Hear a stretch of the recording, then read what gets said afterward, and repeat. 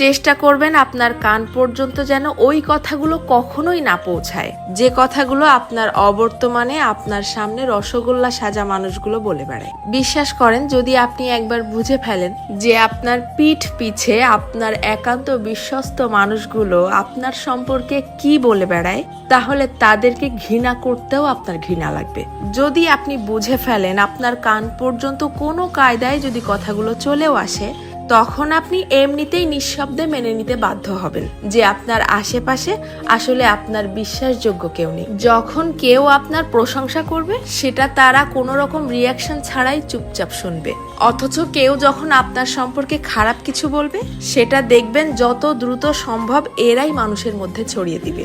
আপনি যতই ভালো হন, যতই তাদের হেল্প করেন, যতই তাদের সাথে ভালো মনে মিশতে চাওয়ার চেষ্টা করেন, কোনো লাভ নেই। কারণ এরা আপনাকে হিংসা করতেই বেশি পছন্দ করে। আপনার সামনে দেখাবে যে আপনাকে ভালোবাসে, অথচ আপনার পিঠ পিছে আপনাকে প্রচন্ড লেভেলের হিংসা করে। দীর্ঘদিন ধরে সবকিছু জেনেও চুপচাপ সহ্য করতে করতে যখন আপনি তাদের মতের অমিল হয় এইরকম সামান্য দুই একটা কথা বলে বসবেন, তখনই বুঝতে পারবেন তাদের আসল রূপ। তাদেরকে এতদিন ধরে দেখানো আপনার সমস্ত সম্মান, ভালোবাসা, হেল্প, স্যাক্রিফাইস বিশাল আকারে ঢাকঢোল পিটিয়ে আপনার মুখের উপরে ছুঁড়ে মারবে, যেন এগুলো তাদের কাছে কিছুই ছিল না। আমার কথাগুলো বিশ্বাস হচ্ছে না? আপনি আপনার জীবনে এই ব্যাপারটা একবার অ্যাপ্লাই করে দেখতে পারেন। বিশ্বাস করেন, কেউ কারো আপন না, শুধুমাত্র সামনাসামনি আপন আপন সাজার ভান ধরে। যত